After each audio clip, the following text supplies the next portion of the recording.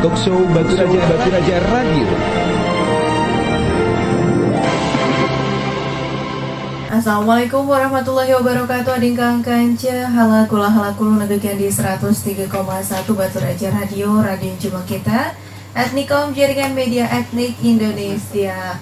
Jumpa lagi kita di lembar ke-6 bulan Desember 2021 dari jam 9 ke jam 10 ini di Talkshow Batu Raja Radio bersama Kepala Libangkes Batu Raja ya. Telah hadir narasumber Ibung pagi hari ini, itu ada Ibu Rizky Nurmaliani SKM. Halo, Assalamualaikum. Waalaikumsalam warahmatullahi wabarakatuh. Tergesa-gesa sepertinya ya. Bagaimana kabar nih, Bung? Alhamdulillah baik. Dari tahun ke tahun ya, jumpa terus. Tapi kamu memang akhir tahun memang ya. Iya, jumpanya tingkang kanci ini bulan Desember ya. Kita pagi hari ini itu akan membahas mengenai toga, tanaman obat keluarga ya. Nah, jadi memang agak asing namanya nih ya. Cuman kalau misalnya kalau disebutkan ada tingkang kanca, tanaman-tanaman itu udah ada asing lagi ya. Iya, mungkin ada pendahuluan yang nak kamu sampaikan nih sebelum kita mau mulai interaktifnya. Silakan. Jadi hari ini pilihan temanya itu tentang toga atau tanaman obat keluarga. Nah, jadi di Indonesia ini kalau kita baca-baca itu merupakan salah satu negara dengan hutan tropis terbesar di dunia. Nah, salah satu kalau tidak salah itu di urutan kedua kita untuk hutan tropis. Nah, kemudian karena luasnya hutan tropis yang kita miliki, tentu saja keanekaragaman tanaman yang kita punyai juga sangat banyak. Nah, sehingga kita dapat julukan satu lagi nih, dikenal sebagai salah satu negara dengan julukan mega biodiversity.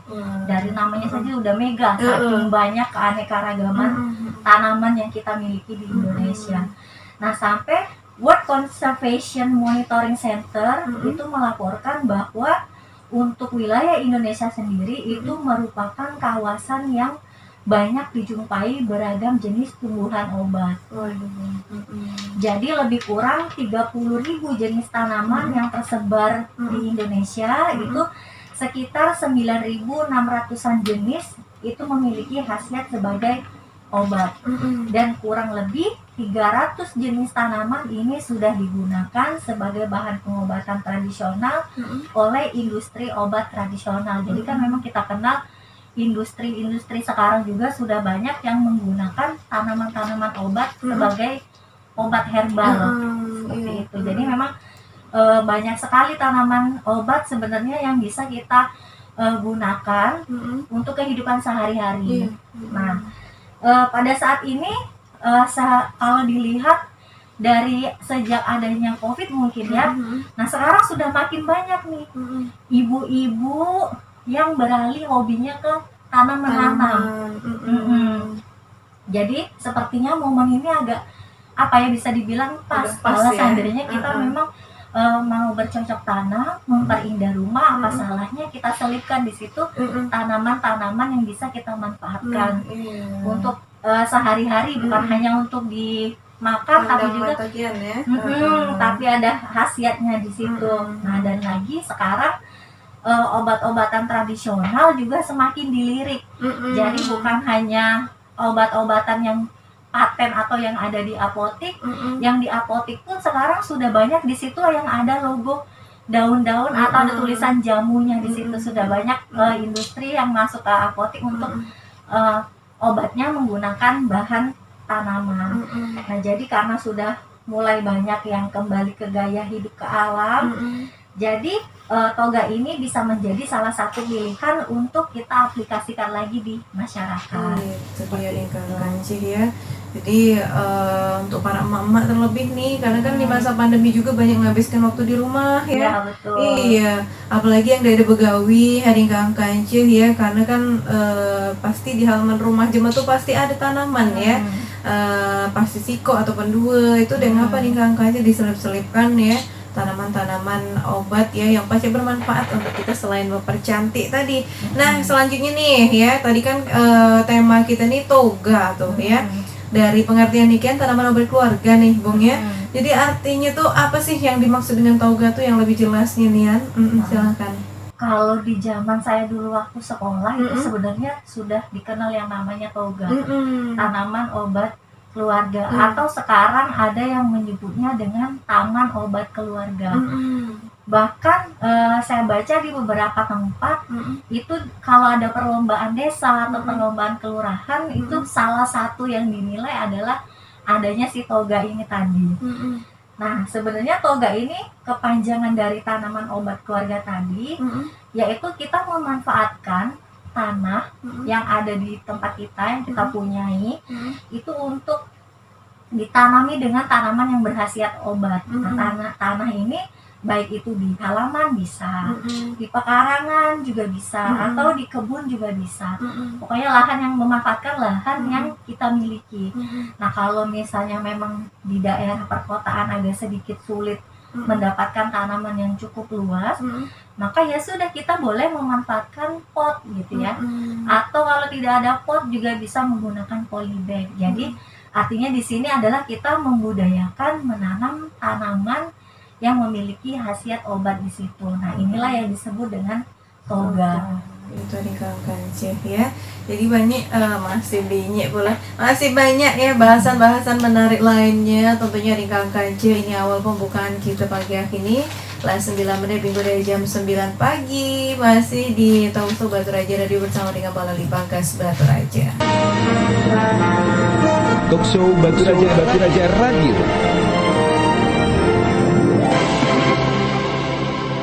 Masih berlanjut tadi kawan-kawan celah 17 menit nih minggu dari jam 9 pagi. Terang ya cuaca di awal pekan kali ini. Yang hari kawan-kawan karena banyak juga yang sibuk di gawian baik itu kantor swasta maupun negerinya di kawan-kawan ya. Yang zaman nahi mungkin lagi padat-padatnya gawiannya, semoga selesai tuntas ya. Lanjut lagi kita tadi kita lah tahu di Kanceh toga itu selain tanaman obat keluarga, penjelasan lebih detailnya tadi lah tahu ya bahwa sebagai itu di Kanceh ya toga itu pacak kita tanam di pekarangan rumah ya, apalagi yang ada sisa lahan di belakang ataupun di depan rumah di Kanceh yang selain diisi dengan tanaman-tanaman yang cantik ya, berbagai macam keladi nih biasanya ya para mama nahi diisi juga dengan tanaman-tanaman obat ya. Nah, lanjut kita fungsinya nih dari toga nih apa kan, segala sesuatu tuh kalau diletakkan ataupun kita tanam itu ada fungsinya lah, harus kita tahu ya apa tuh Bang. Nah, kalau untuk fungsi tanaman obat keluarga atau toga ini jadi selain untuk penghijauan lingkungan, jadi ada beberapa fungsi lagi dari toga. Yang pertama adalah sebagai sarana mendekatkan tanaman obat kepada masyarakat untuk upaya kesehatan mandiri. Kemudian yang kedua sebagai pendayagunaan tanaman obat yang dapat diarahkan untuk peningkatan kesehatan, atau bisa juga untuk pencegahan penyakit, atau bisa untuk penyembuhan penyakit, dan terakhir bisa dimanfaatkan untuk pemulihan kesehatan. Nah, yang terakhir ini untuk melestarikan budaya pengobatan tradisional sebagai warisan leluhur dengan memanfaatkan tanaman berkhasiat. Jadi seperti yang kita tahu sebenarnya sudah dari dulu orang-orang tua zaman dulu memang suka memanfaatkan tanaman-tanaman yang ada di sekitar mereka untuk dijadikan obat gitu ya, karena ada khasiatnya memang. Nah, seperti itu. Jadi 3 itu fungsi dari tanaman obat. Oke nih Kanceh ya. Jadi itu dia karena memang termasuk tadi dalam fungsi yang ketiga ya sebagai warisan leluhur, yang mana kalau zaman dulu tuh belum ada yang namanya pil ya. Kalau sakit kepala atau juga keseliuran dan sebagainya di Kanceh obat-obat herbal tuh yang digunakan ya. Nah, jadi kalau manfaat tadi kan lah fungsi ya. Kita juga pengen tahu lah manfaatnya nih apa kian nih Bong, selain untuk jadikan yang disebutkan tadi ya, manfaat lebih detailnya tuh silahkan apa kian. Jadi manfaat dari toga ini yang pertama itu sebagai obat alami untuk keluarga. Artinya tanaman-tanaman yang kita tanam di toga itu juga dapat dimanfaatkan sebagai obat untuk keluarga. Sehingga dulu sering disebut dengan istilah apotek hidup.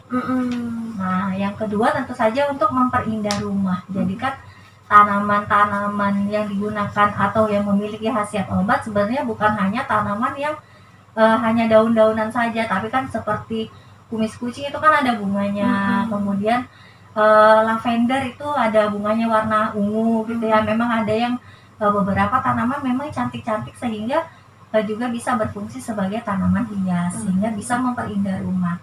Nah kemudian bisa juga sebagai bahan makanan sehari-hari. Jadi selain nanti bisa dimanfaatkan ada khasiatnya untuk obat, sebenarnya juga bisa untuk konsumsi sehari-hari. Nah yang terakhir, nah ini bisa dimanfaatkan untuk penambahan penghasilan keluarga. Jadi kalau seandainya memang seperti tanaman-tanaman rempah yang kita tanam itu kalau seandainya banyak produksinya kan banyak dipanen, itu bisa dijual sehingga bisa menjadi pemasukan juga untuk keluarga buat tambah-tambahan gitu ya. Iya. Tuh, kira-kira Karena kan mungkin dari seluruh rumah ya ada tanaman-tanaman obat keluarga nih ya. Kalau kita ada di rumah itu ada yang kanca, si para tetangga mungkin akan minta bagi ya. Itu juga pasti nambah ada yang kanca penghasilan tadi termasuk di manfaat keempat ya. Kalau untuk pemanfaatan toga ini kan sebagai apotek hidup nih tadi ya. Nah jadi khasiat apokiasi yang terdapat pada tanaman-tanaman obat mungkin Pak Cak disebutkan salah siko contoh tanaman-tanamannya ya, silahkan Ibu.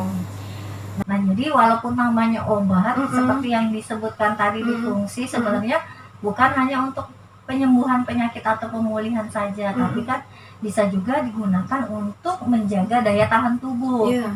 Nah kemudian ada lagi untuk mengurangi keluhan-keluhan atau gejala-gejala kalau seandainya kita sakit. Contoh gejala ini adalah batuk, flu, ataupun sakit tenggorokan. Nah selanjutnya manfaat lainnya dari tanaman obat juga bisa mengobati penyakit tentu saja. Jadi penyakit ini bisa yang menular maupun yang tidak menular. Nah kalau dulu pernah populer tanaman obat itu digunakan untuk penyakit-penyakit yang tidak menular seperti penyakit diabetes atau penyakit darah tinggi. Kemudian yang terakhir itu manfaatnya untuk kesehatan ibu dan anak. Nah ini contohnya untuk meningkatkan produksi ASI misalnya pada ibu-ibu yang habis melahirkan. Itu di kanci ya.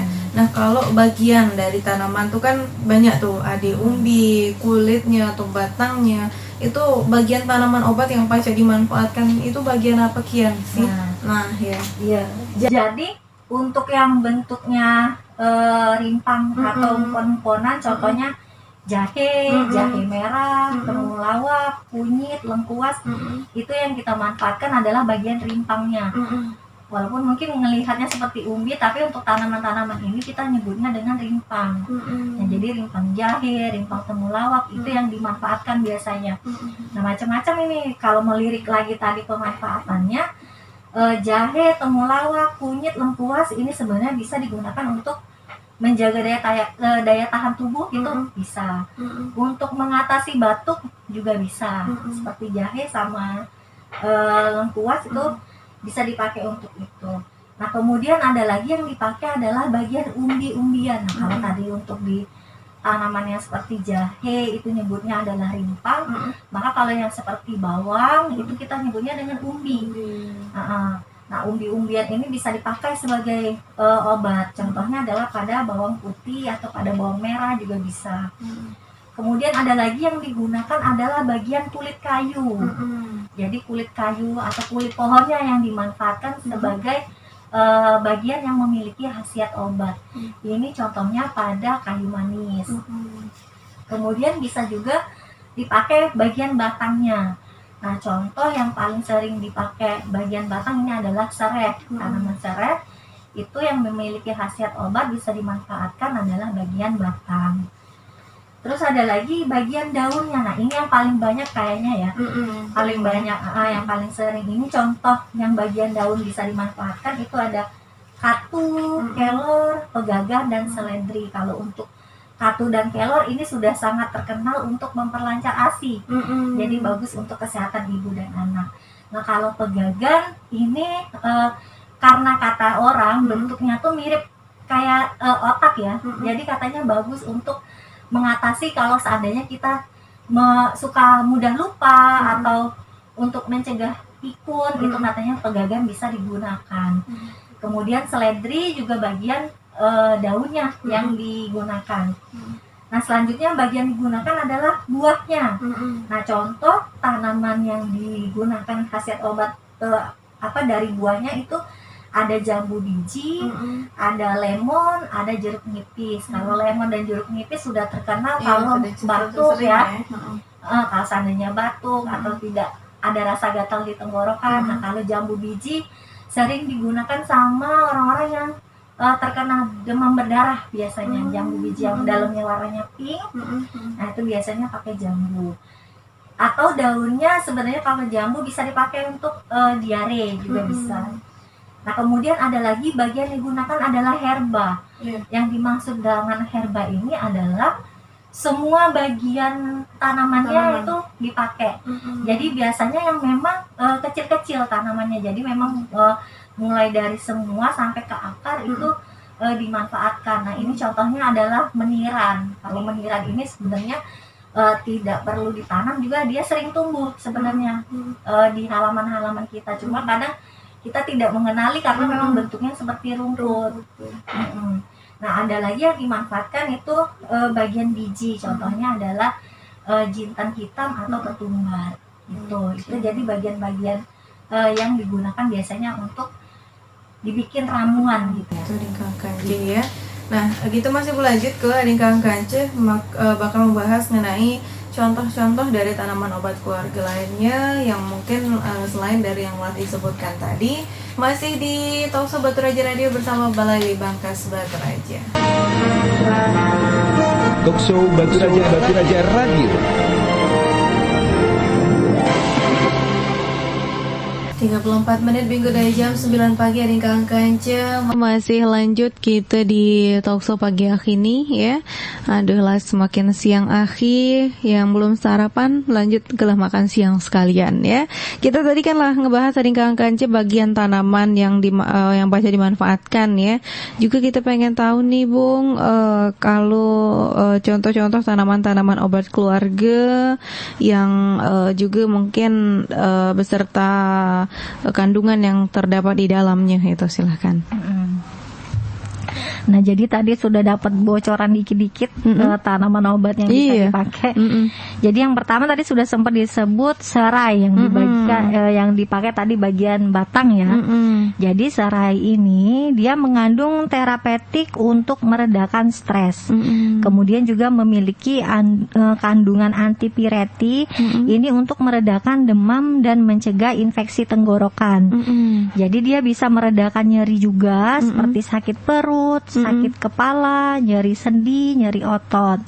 Bisa juga untuk mengatasi kram saluran pencernaan, kram otot dan tadi untuk meredakan nyeri salah satunya untuk sakit perut. Nah selanjutnya ada bawang putih. Nah ini bawang putih ini salah satu umbi-umbian yang banyak khasiatnya. Jadi bawang putih sendiri itu mengandung senyawa sulfur bioaktif yang manfaatnya dapat mengurangi resiko terserang kanker. Selain itu, bawang putih bermanfaat untuk menurunkan tekanan darah tinggi. Bisa juga untuk mengurangi kadar kolesterol. Atau bisa digunakan untuk mencegah jerawat, mengobati sakit gigi, meningkatkan imunitas dan mengobati flu. Bahkan si bawang putih ini kalau misal kita lagi flu itu bisa setelah dikupas ditaruh aja di pojok-pojok ruangan, itu bisa untuk meminimalisir flu kalau terserang flu karena dia punya antibakteri dan antivirus di dalam kandungannya. Oke, lanjut. Kemudian ada lagi tadi jahe. Nah, entah itu jahe yang biasa atau jahe merah, itu dua-duanya memiliki manfaat yang banyak. Jadi manfaatnya adalah untuk mengatasi batuk dan rematik. Kemudian juga bisa untuk memperlancar peredaran darah. Bisa untuk mengatasi perut kembung juga. Bisa mengobati migrain, mengatasi perut buncit, tentu saja harus dengan olahraga kalau yang satu ini, dan untuk menurunkan tekanan darah. Nah tadi ada lagi lengkuas. Lengkuas ini mampu meredakan peradangan. Jadi lengkuas mengandung analgesik dan antipiretik, ini untuk membantu menurunkan demam. Kemudian bisa untuk mengatasi penyakit saluran pernafasan pernafasan seperti bronkitis dan juga batuk, serta efektif dalam mengobati panu. Seperti itu. Ada lagi lidah buaya. Nah, lidah buaya mungkin sudah cukup banyak ditanam di rumah-rumah ya. Lidah buaya ini memiliki kandungan antioksidan yang dapat meningkatkan daya tahan tubuh yang lemah. Jadi selain itu dia juga bisa mengurangi infeksi, mengobati luka bakar, meningkatkan nafsu makan, mengatasi sembelit kronis, serta menutrisi kulit dan rambut. Jadi kalau untuk kulit dan rambut sepertinya sudah tidak diragukan lagi ya, karena biasanya di anak-anak juga suka diolesin sama ibunya dengan lidah buaya kalau di rumah ada tanamannya. Atau untuk di kulit itu sudah banyak produk-produk kosmetik juga yang menggunakan aloe vera sebagai bahan di produk mereka untuk melembabkan kulit, seperti itu. Nah, kemudian ada lagi jeruk nipis. Jadi jeruk nipis ini memiliki manfaat untuk meredakan batuk, bisa untuk mengatasi asam urat, meningkatkan imunitas, mencegah kanker karena mengandung antioksidan juga dan vitamin C. Kemudian untuk menurunkan tekanan darah tinggi juga bisa, menurunkan berat badan juga bisa, tentu saja harus dengan diimbangi dengan olahraga dan pola makan. Dan yang terakhir untuk meredakan radang tenggorokan. Nah, lanjut kemudian ada lagi nih yang namanya zodia. Baru dengar kayaknya ya. Jadi sebenarnya zodia ini walaupun namanya terdengar asing, tapi sebenarnya adalah tanaman yang asli Indonesia. Dia memang tanaman punyanya Papua, banyak di Papua. Jadi zodia ini mengandung efodiamin dan rutekarpin, memiliki kandungan minyak linalol dan apinen. Jadi memiliki manfaat melindungi dari gigitan serangga, terutama nyamuk. Jadi zodia itu punya bunga bentuknya kecil-kecil warna putih dan memiliki bau yang sangat khas. Nah, jadi bau inilah yang bisa menghalau nyamuk gitu. Nah, selain dari zodia sebenarnya masih ada lagi beberapa tanaman yang cantik juga, ada bunganya dan bisa memiliki fungsi untuk menghalau nyamuk. Itu yang suka kita lihat sehari-hari adalah tapak dara. Jadi tapak dara ini yang kembangnya kecil-kecil, ada yang warna ungu, ada yang warna putih. Nah, ini atau kalau misalnya memang di di lotion nyamuk itu nyebutnya dengan tapak dara. Tapak dara lagi, geranium. Jadi tapak dara ini adalah nama lain dari geranium. Biasanya kan suka tuh ada di botol-botol untuk lotion nyamuk ya. Lotion nyamuk. Nah, jadi ini juga sebenarnya memiliki bau khas yang bisa untuk mengusir nyamuk. Ada lagi lavender. Nah, lavender juga ini sering ya terdengar. Sering dengar juga, warna bunganya warna ungu. Nah, tapi beberapa katanya ada yang mirip nih dengan si bunga lavender ini, tapi yang jelas lavender ini memiliki baunya itu khas. Jadi baunya agak kuat, makanya ini bisa dipakai untuk mengusir nyamuk. Kemudian ada lagi kumis kucing. Nah, kumis kucing ini cukup lumayan dikenal juga ya.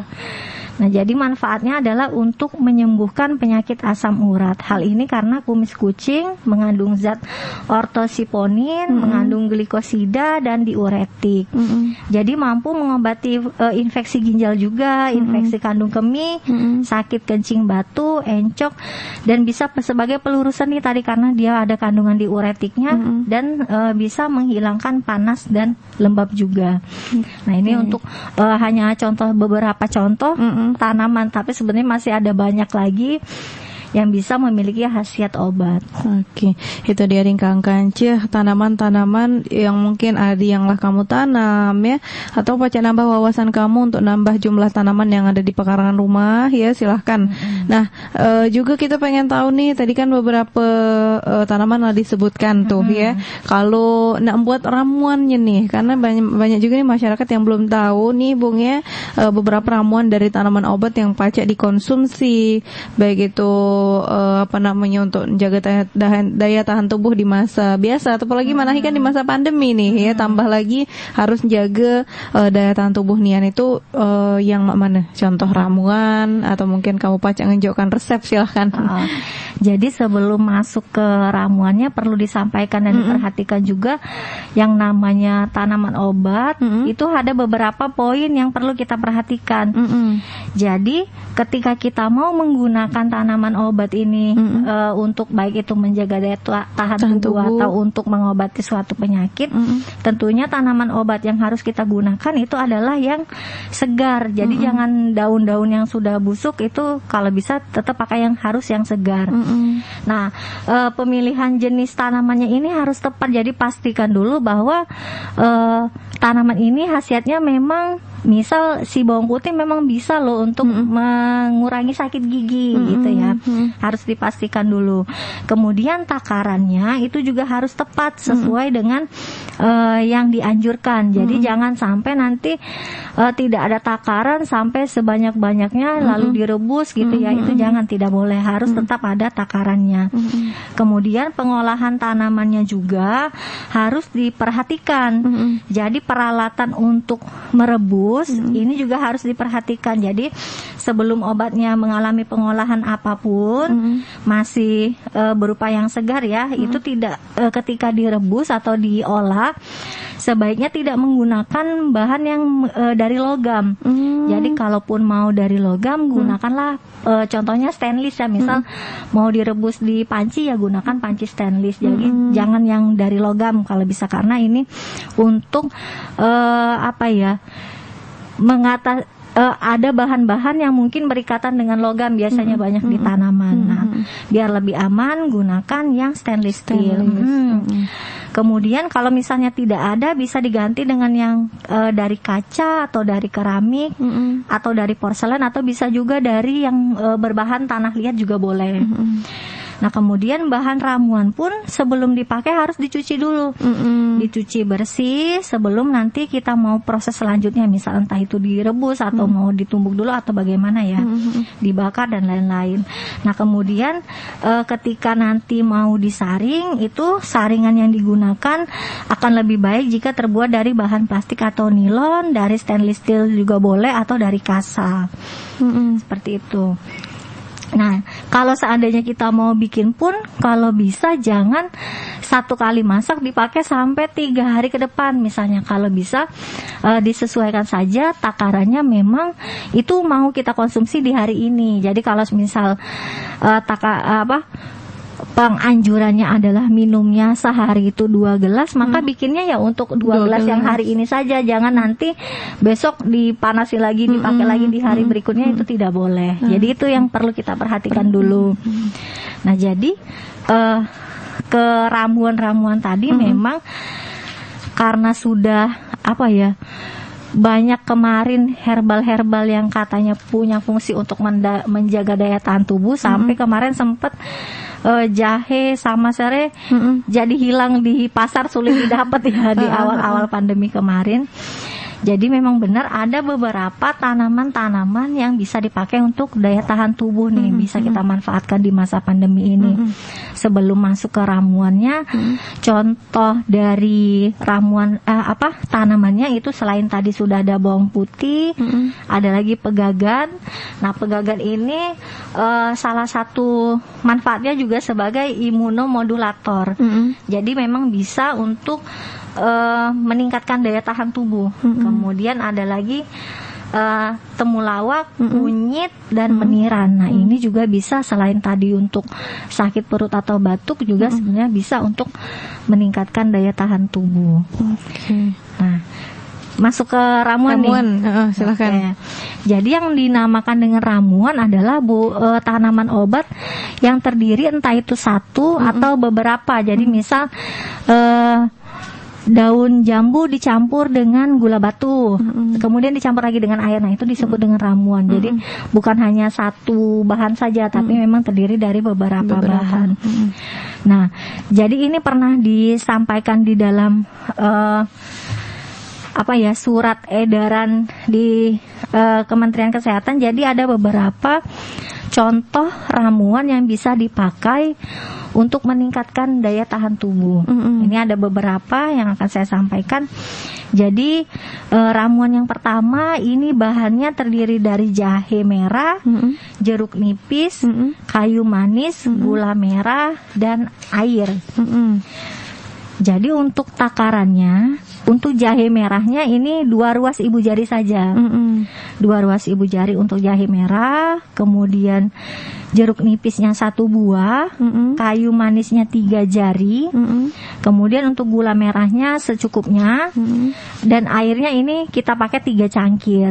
Nah, untuk cara pembuatannya, ini cuci bersih semua bahan, kemudian jahe merahnya juga dicuci bersih lalu digeprek.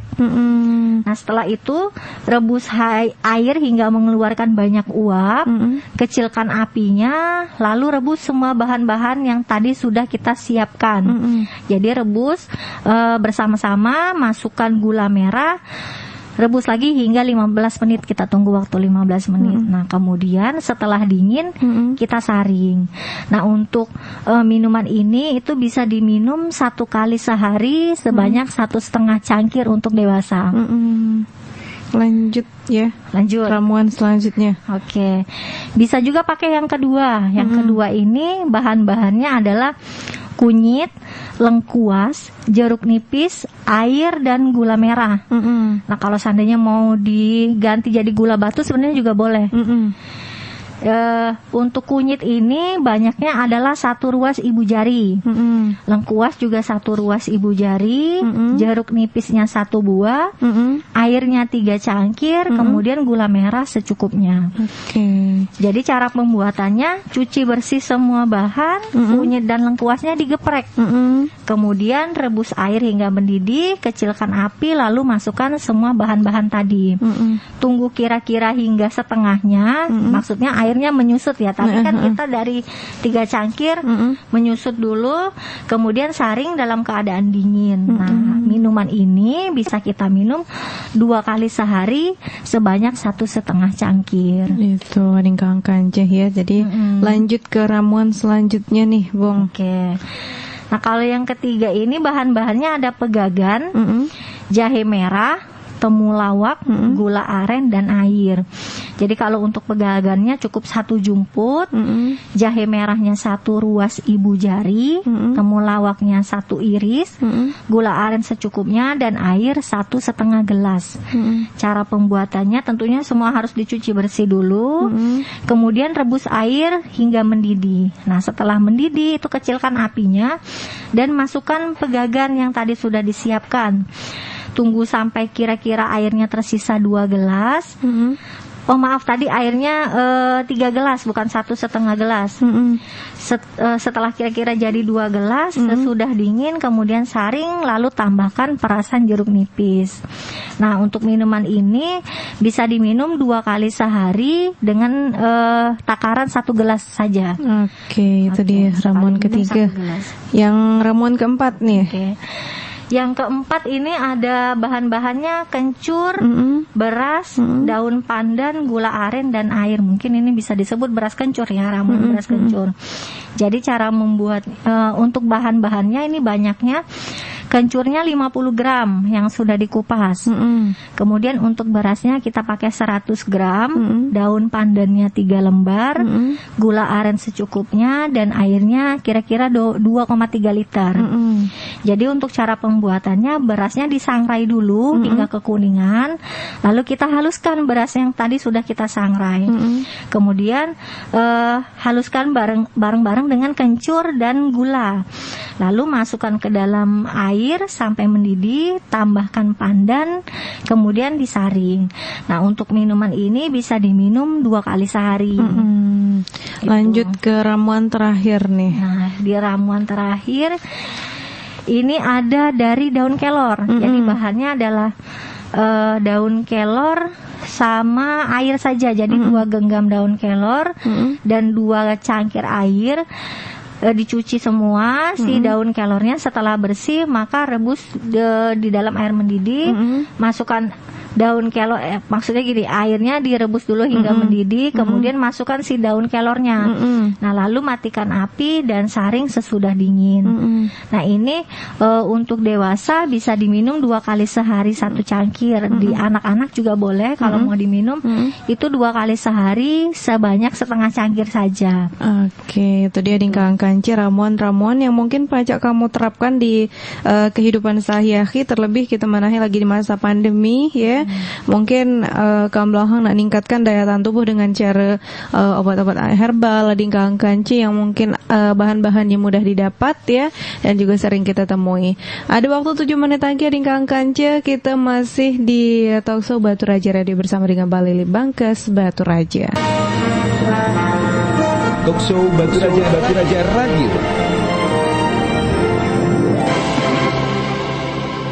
Datang nih Ibung, perjumpaan kita habis ya.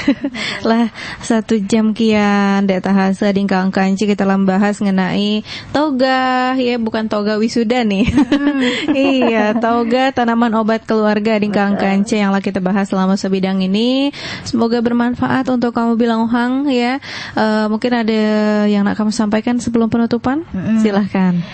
Jadi untuk saat ini kan masih dalam keadaannya masih pandemi. Dan ada info lagi sekarang katanya sudah ada varian yang terbaru namanya Omicron, dan ini sudah masuk ke negara tetangga di Singapura dan Malaysia juga sudah ada. Jadi kita juga harus tetap hati-hati selain dari melaksanakan protokol kesehatan yang tentu saja selalu diingatkan ya untuk dilakukan.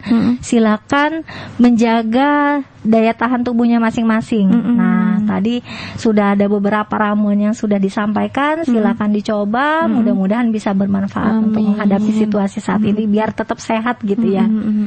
Ya. Oke, terima kasih nih Bung Rizky Nurmaliani dari Balai Bangkes Batu Raja. Jumpa lagi di lain waktu insyaallah ya tahun depan. Insyaallah Dingkang Kanci.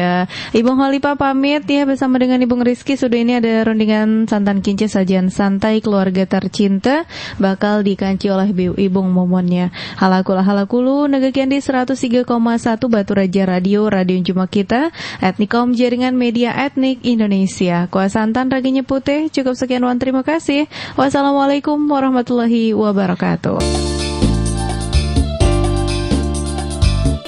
Batu Raja.